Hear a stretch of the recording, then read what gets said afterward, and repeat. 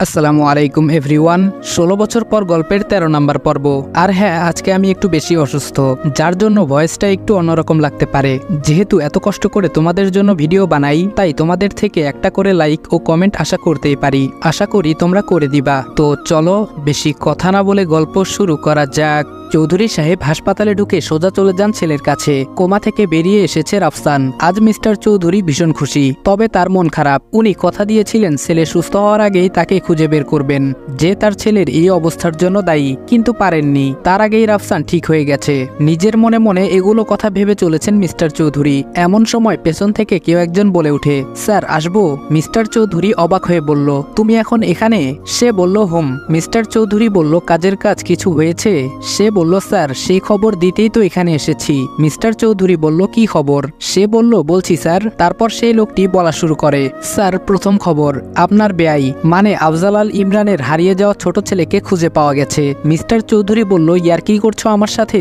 সে বলল, কেন sir? Mister Chowdhury বলল, কাকে খুঁজে পাওয়া গেছে আর কে হারিয়ে গেছে আমার জানার কোনো ইচ্ছে নেই, আসল খবর বলো। সে বলল, স্যার উত্তেজিত হবেন না, আমার কথাগুলো শুনুন আগে। মিস্টার চৌধুরী বলল, বলো।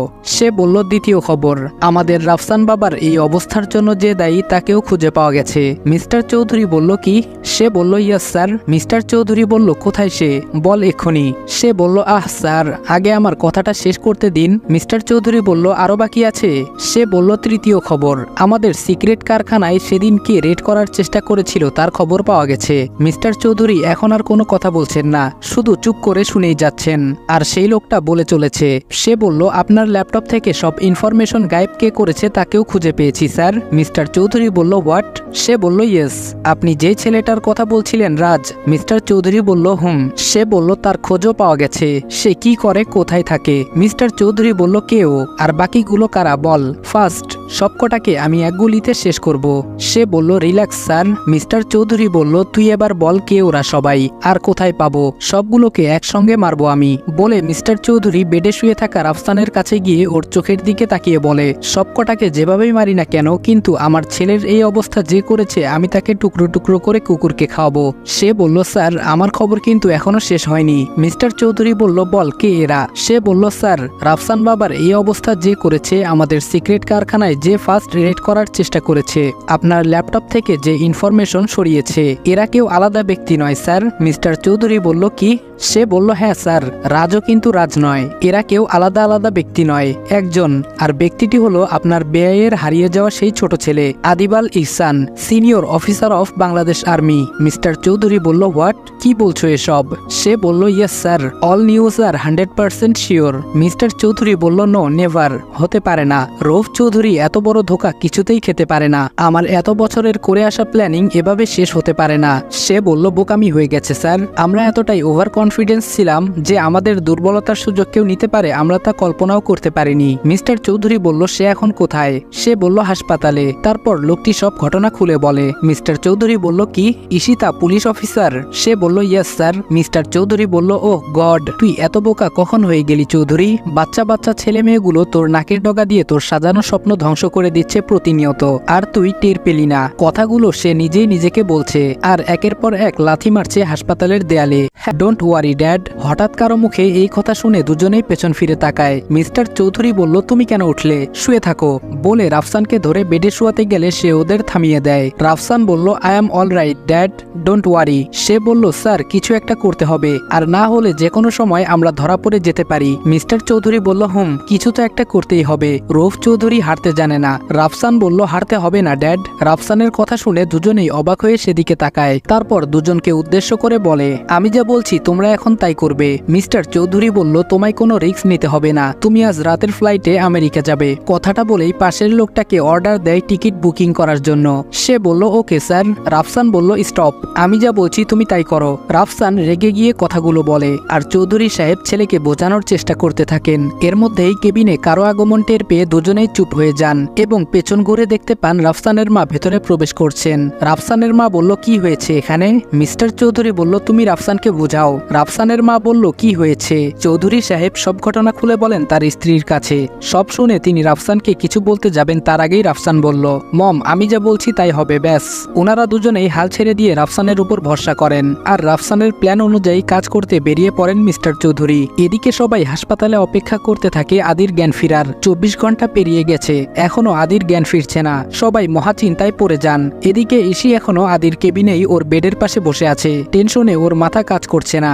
ঘড়ির দিকে তাকিয়ে সে অবাক হয়ে যায় আর তাই সে উঠে যায় ডাক্তারকে ডাকার উদ্দেশ্যে। হঠাৎ কারো কণ্ঠ শুনে ইসি পেছনে ফিরে দেখে আদি চোখ খুলেছে। ইসি বলল, আদি তুই ঠিক হয়ে গেছিস? আদিকে চোখ খুলতে দেখে ইসি খুশিতে আত্মহারা হয়ে পড়ে, কিন্তু ওর হাসি বেশিক্ষণ স্থায়ী হয়নি, কারণ তার আগেই আদির শ্বাসকষ্ট বেড়ে যায়। তা দেখে ইসি ঘাবড়ে গিয়ে ডক্টর ডক্টর বলে চিৎকার করতে থাকে। কেবিনের ভেতর থেকে ইসির চিৎকার শুনে সবাই ছুটে আসে ভেতরে। সবাই জানতে চায় কি হয়েছে, কিন্তু ইসি কারো কথার জবাব দিতে পারছে না। সবার প্রশ্নের মাঝখানে ডক্টর ভেতরে চলে আসেন। ডক্টর বলল, দেখি সরে দাঁড়ান সবাই। ইসি বলল, ডক্টর আদির চোখ খুলেছিল, আমার নাম ধরেও ডেকেছিল, কিন্তু ডক্টর বলল, ম্যাম শান্ত হন, আমাকে দেখতে দিন। ভাবি এসে ইসিকে টেনে নিয়ে যান উনার দিকে। ইসি সরে দাঁড়ালে ডক্টর গিয়ে চেক করে আসেন। বাবা বলল, ডক্টর কি হয়েছে? ডক্টর বলল, চিন্তার কিছু নেই, ভয় কেটে গেছে, তবে এখন সাবধানে থাকতে হবে, সবাই বাহিরে চলে যান প্লিজ। রাতুল বলল, সরি ডক্টর, স্যারকে এখন প্রোটেকশনে রাখতে হবে, কারণ উনার এখানে একা থাকাটা রিস্ক। ইসি বলল, আমি থাকবো। রাতুল বলল, আপনি বাড়ি যান প্লিজ, কাল থেকে অনেক ধকল গেছে, চিন্তা করবেন না, স্যারের কাছে আমি আছি। ইসি বলল, না আমার সমস্যা হবে না, আমি থাকতে পারবো। ভাইয়া বলল, ও ঠিক বলেছে ইসি, বাড়িতে চল। ডক্টর তো বলল আদি এখন আউট অফ ডেঞ্জার। অনিচ্ছা সত্ত্বেও সবার জোরাজোরিতে বাড়িতে যেতে বাধ্য হয়। রাতুল ইসিকে বারবার বোঝায় চিন্তা না করতে, সে আছে এখানে। অন্যদিকে সুজন আর বাকি 3 জন অফিসে পৌঁছে কাজে লেগে পড়ে। সুজন তাদের পেনড্রাইভ থেকে পাওয়া ইনফরমেশনগুলো দেখায়, যা দেখে অবাক হয়ে যায় সবাই। নীরব বলল, স্যার এসব কখন করলেন আপনারা? সুজন বলল, এই প্ল্যান সম্পর্কে আদি তোমাদের কিছু জানায়নি? অগ্নি বলল, না স্যার। সুজন বলল, ওকে তাহলে শুনো আমি বলি। তারপর সুজন তাদের সব ঘটনা খুলে বলে। সব শুনে আয়াস বলে, যাই বলুন স্যার, আদিপ স্যারের কিন্তু ঝুঁকি নেওয়ার বড্ড সাহস আছে। অগ্নি বলল, হয় কেল্লাফতে আর না হয় লড়াই মাঠে। সুজন বলল, ঠিক বলেছ, এখন ভালোই ভালোই ছেলেটা সুস্থ হয়ে আমাদের মাঝে ফিরলে হয়। নীরব বলল, ফিরবে স্যার, খুব তাড়াতাড়ি ফিরবে আমার বিশ্বাস।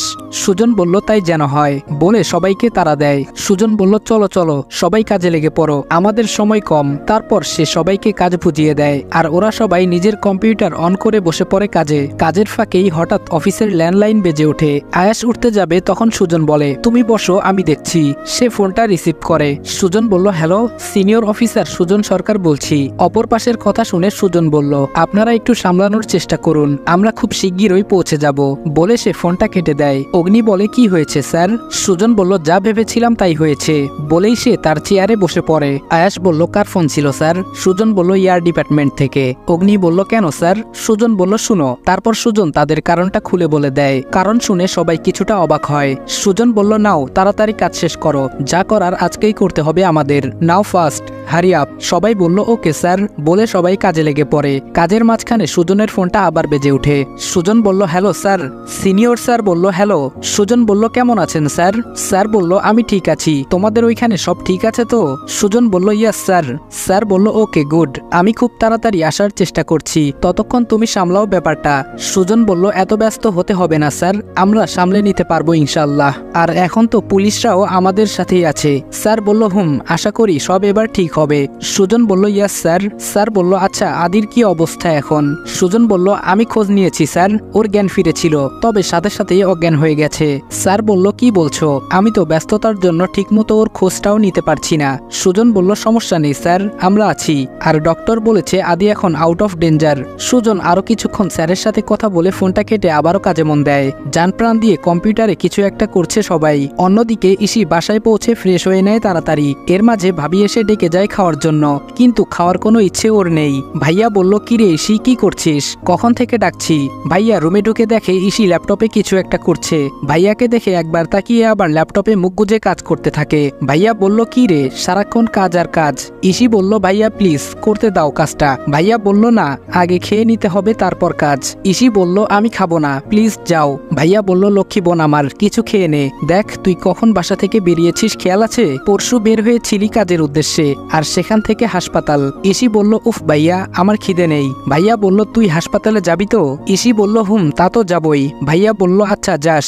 ইসি বলল, হঠাৎ এই কথা কেন জিজ্ঞেস করলে? ভাইয়া বলল, আশা করি আল্লাহর রহমতে আদির জ্ঞান ফিরে আসবে, আর তখন বলবো তুই 2 দিন ধরে না খাওয়া। ইসি বলল, মানে? ভাইয়া বলল, কথাটা শুনলে নিশ্চয়ই আদি খুশি হবে, তাই না? ইসি বলল, ভাইয়া কাজটা করতে দাও ঠিক মতো। দূর, ভালো লাগে না। ভাইয়া বলল, চল খেয়ে নিবি। ভাইয়া ইসির হাত ধরে টেনে খাবার টেবিলে নিয়ে আসে। ইসি আসার পর সবাই খেতে বসে, যেটাকে বলে নামের খাওয়া, কাজের না। সবাই কেমন জানি মন মরা। ভাবি ভাইয়াকে বলল, তুমি এখন হাসপাতালে যাবে তো? ভাইয়া বলল, কেন? ভাবি বলল, আমি রাতুল আর হাসপাতালে থাকা অন্যদের খাবারগুলো প্যাক করে দেই। বাবা বলল, বৌমা দাও, ভালো কথা মনে করেছ। সবাই কথা বলতে থাকে নিজেদের মধ্যে। এর মাঝে 2 চামচ খাবার মুখে দেওয়ার পর ইসির ফোন বেজে ওঠে। ইসি বলল, হ্যালো। অপর পাশের কথা শুনে ইসি বলল, ওকে আমি এক্ষুনি আসছি। বলে ইসি চেয়ার থেকে উঠে রুমের দিকে চলে যায় আর ঝড়ের গতিতে বেরিয়ে আসে। বেরিয়ে যাবে এমন সময় বাবা পথ আগলে দাঁড়ায়। বাবা বলল, কোথায় যাচ্ছিস এমন ভাবে? ইসি বলল, আমি ফিরে সব বলবো, এখন আমায় বের হতে হবে। বাবা বলল, আরে শুন। ইসি কারো কথা কানে না নিয়ে বেরিয়ে যায়। সবাই ওর যাওয়ার দিকে কিছুক্ষণ তাকিয়ে থাকে। ভাইয়া বলল, খাবারগুলো দাও, আমরা বের হব এখন। ভাবি বলল, দাঁড়াও আনছি। বাবা, ভাইয়া আরো কয়েকজন হাসপাতালের উদ্দেশ্যে বেরিয়ে আসে। এসে দেখে রাতুল দাঁড়িয়ে ফোনের মধ্যে কিছু একটা করছে। ওরা রাতুলের দিকে এগিয়ে যায়। রাতুল বলল, আরে আঙ্কেল, আপনারা এত তাড়াতাড়ি আসার কি ছিল? আমরা তো আছি এখানে। বাবা বলল, আসলে বাড়িতে মন টিকছে না। রাতুল বলল, চিন্তা করবেন না স্যার, খুব তাড়াতাড়ি ঠিক হয়ে যাবেন। বাবা বলল, এতগুলো বছর পর ছেলেটাকে পেলাম, তাও এইরকম অবস্থায়। কোনো বাবা এটা মেনে নিতে পারবে না। ভাইয়া বলল, আচ্ছা যাই হোক, বাদ দাও তো বাবা। রাতুল, এই নাও, দুপুরে খেয়েছো বলে তো আমার মনে হয় না, তাড়াতাড়ি খেয়ে নাও। রাতুল বলল, এই কি ভাইয়া, এসবের কি দরকার ছিল?